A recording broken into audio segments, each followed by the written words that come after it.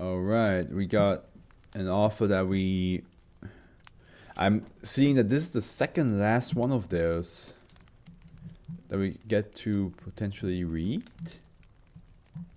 Yeah. Water Fire.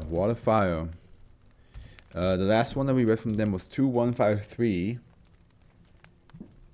Oh yeah, it was like the the 4-leaf clover that makes you spend money to a charity when you pick it up. Yeah. This is the second last one of theirs. The last one will be in Series 4 though, like the first 20 of Series 4. That's when we'll have the last one of Water Fire. But Water Fire, you have written 1 week to live. That sounds pretty dark. But let's go. And I only had like 5 more days to retirement. Actually, no, it's the other way around, right? It's like it's supposed to be like the retirement was like a day away from your death. So like I had 8 more days to retirement.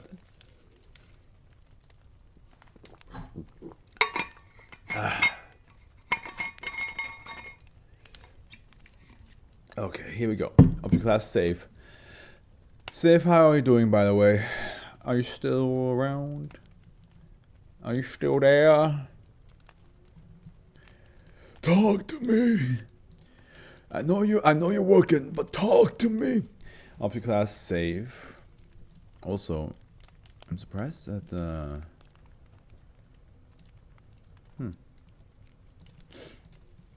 Up to class save. Yeah, special containment procedures. Currently 15 samples of SCP-2333 are stored in Bioresearch Site 101. SCP-2333 must be contained under Biosafety Level 2 precautions. Minimal isolation is necessary for infected individuals. In the event of a breach, all on-site personnel are to be screened for infection, with infected subjects isolated. -1 is to be contained in a humanoid containment cell under Biosafety Level 2 precautions. Standard rations are to be provided twice daily.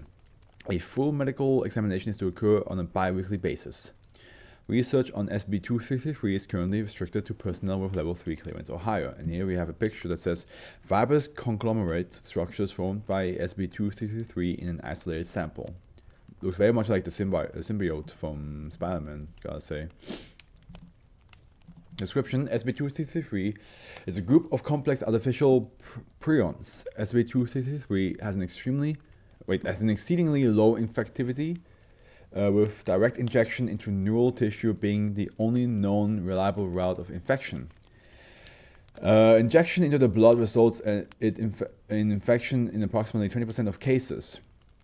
SCP-2333 causes the formation of anomalous fibrous conglomerates around neurons and myelin, which appear to promote increased natural signals and regeneration of tissue. This process occurs extremely rapidly, with symptoms appearing in as little as 12 hours. Symptoms of SCP-2333 infection appear to no more than 24 hours following exposure. The first sign of infection is extremely calm emotional state. Rapid neural growth results in regeneration of nerve tissue, resolving any previous neural injury or degenerative neural condition. Infection also results in the suppression of pain receptors. Lastly, subjects with SCP-2333 infection are no longer able to sleep and do not report increased fatigue. Analysis of several subjects' EEG readouts has been inconclusive. An average of 7 days following initial infection, the concentration of SCP-2333 in neural tissue reaches a critical level, stimulating production of large amounts of melatonin. This marks the transition of infection into Stage 2. Infected subjects become drowsy and withdrawn and lapse into a coma with 1 hour of Stage 2 onset. After a mean of 3 hours following onset, subjects invariably experience a complete cessation of neurological activity. Subjects infected with SCP-2333 have a generally positive demeanor, though they seem to be instinctively aware of their imminent death. Most subjects display a desire to send farewells to family and friends, as well as perform various unrelated, often reckless behaviors. Subjects with any previous chronic disease will experience a marked improvement in symptoms to the point of appearing as a complete recovery. Interesting, okay. it does feel very much like a symbiote that just heals you, but also makes you just very delusional. Dash 1, formerly Dr. George S. As a 39-year-old Hispanic male measuring 1.9 meters in height and weighing approximately 90 kilograms, Dash 1 is the sole known subject infected with SB2333 to not have progressed into stage 2 of infection. At the time of this writing, Dash 1 condition has not deteriorated over its months of containment. Subject displays the normal demeanor of subjects infected with SB2333. Dash 1 displays a severe skull fracture consistent with a gunshot wound. MRI scanning of Dash 1's head shows the presence of a small metallic object measuring 3 mm in diameter in the subject's cerebellum. No symptoms of neurological damage are present in the subject. On 2000, SB2333 was recovered from redacted hospice care in redacted when 5 researchers employed at the facility turned themselves into local police, claiming anomalous results in a medical study being conducted. Foundation personnel discovered the case during a routine intelligence check and agents were dispatched to investigate.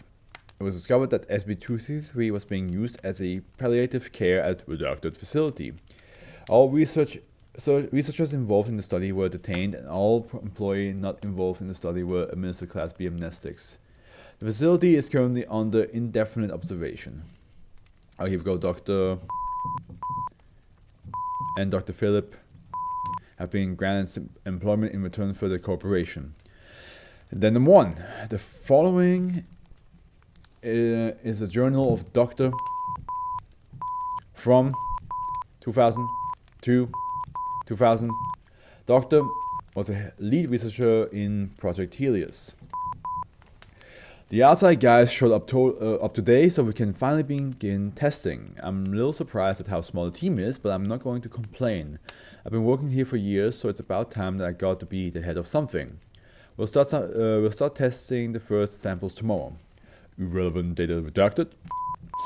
Phil wanted to talk to me again today. He said that he didn't like the new focus of the study. I told him that this was his discovery and that he should be glad that he was getting some credit. Apparently he didn't appreciate that because he told me that I should be grateful that a fucking moron was the project head. Now that I think about it, that did kind of escalate quickly. Phil's never been quick to get so angry. He must really have a problem with something. So that's the infection, right, of the thing. I found out why Phil is angry. Apparently he thinks the focus on life extension is somehow inherently wrong from a moral standpoint. I was about to talk to him about it when I learned that he asked for me to be removed as project head. I was going to be reasonable, but if this is how he's going to be, then I don't care about his morality. You know what? Screw morals. If I want to go big, I'm going big. Clinical trials are beginning today. Phil is still upset, but at this point I don't care anymore. It's been about 20 hours now. The patients are alert. Patients are up and alert. Gonna send one for an MRI so we can make sure they're responding correctly.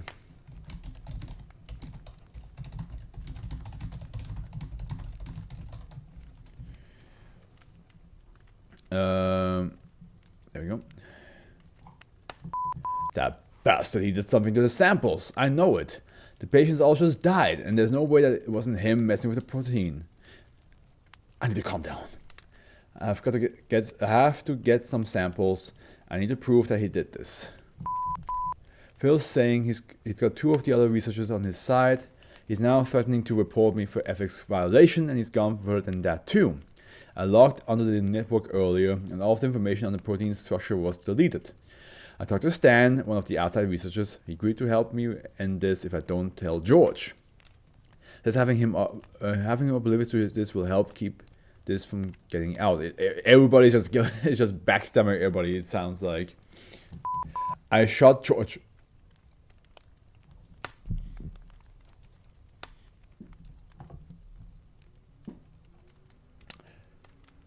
You did what now? You did what now? I shot George. I didn't mean to do it. Stanley brought a gun and I approached Phil with it. I looked at him and told him that he should be wishing he had helped me. He launched at me and it went off. It all went too fast. It went so fast. Why did you bring a gun? Why did you bring a gun? I didn't feel anything. I saw a shocked look on Phil's face and thought I hit him. Then he ran behind me. George was writhing on the ground in a puddle of blood. Phil and I both keeled over him. I could hear Phil scream and George was moaning. It felt like it had been forever since George opened his eyes. He looked right at me, then asked in a slow voice what was happening. We helped him up and got him to his room. Phil told me to clean up the spill before someone found it. I don't know how George survived this. I hit him right in the back of the head. Yet as I read this, he's lucid and talking. I took a sample of the blood on the ground. Maybe it holds some answers. Yeah, maybe it holds some answers.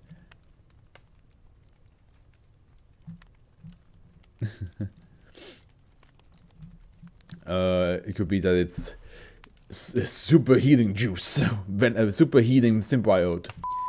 George doesn't remember anything about yesterday. I talked to Phil and he agreed that we should test the blood. Somehow George was exposed to the test protein. We think he has a few days left. Phil said we should tell the other researchers for once. I agreed. I love how, like, them fighting against each other that led to a gunshot going off into somebody else has made them go like, maybe we should stop. It's been 2 weeks. George is perfect in health. We decided that he's not going to die. We all know that this has gone too far. Phil was keeping a printed copy of the documentation in his room this whole time. We're going to give it to George, so that he at least knows what's happening to him. Once he leaves, we're turning ourselves in. Addendum, interview log 3. The following interview was conducted with -1 immediately following its recovery. -1, interviewer, researcher. So the initial goal, so you stated, was pain reduction. How well did you achieve this during initial testing? Well, initial tests were just one cell cultures. We were just making sure that we could alter the nerve cells without destroying them.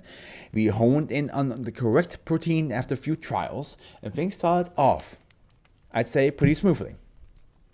Was there anything unusual about your results? Actually, yes. It turned out that the prions were actually making some of the cultures far more hardy. They were more resistant to heat and chemicals, and they could grow a lot faster. I personally was pretty surprised by that. And it was at this point that the goal of Project Helios was altered? Partially, we concluded that since we were getting these regenerative effects, it would be helpful to see if we could also possibly reverse some neurodegenerative conditions. Understandable. So the animal tests were conducted on animals' models of Alzheimer's disease, correct? Yes, we did use some Alzheimer's animal models. We closed the mice and the disease was reversed in the test subject while the control group died. So at this point was when human trials began. Not at that point. We were actually towards the end of animal tests when we got more unexpected results. One of the lab assistants prepared a batch improperly, but again, no negative effects on the subjects were observed.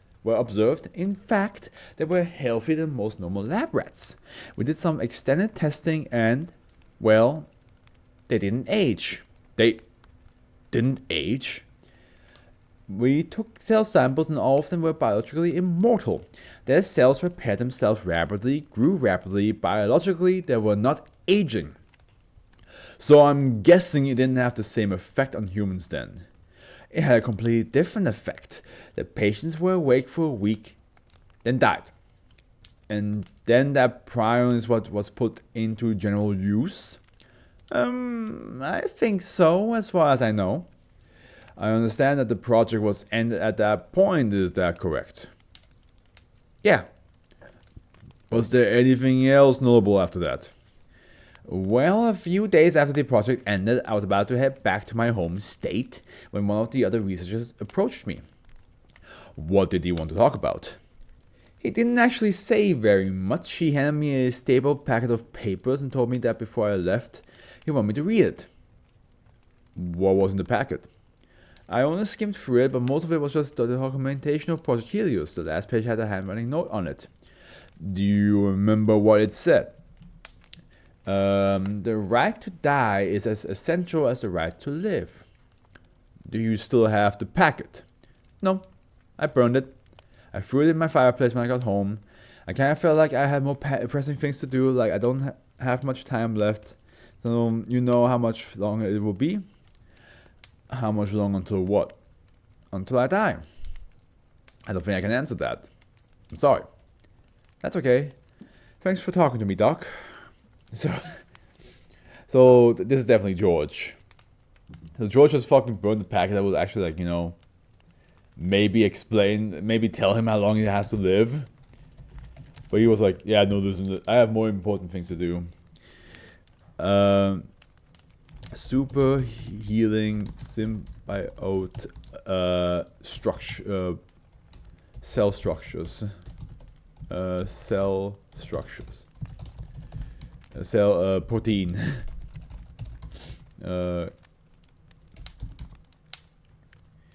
I'm not a fan of Immortality, but I rather not live beyond everybody else. But imagine you accidentally you find out you are immortal because someone shot you in the head and you're still alive. Poor George. George just like was an innocent. But also, what the hell was Stan like? Why did Stan not like George? It was like, yeah, let's leave George out of this. Like, what was that all about? You're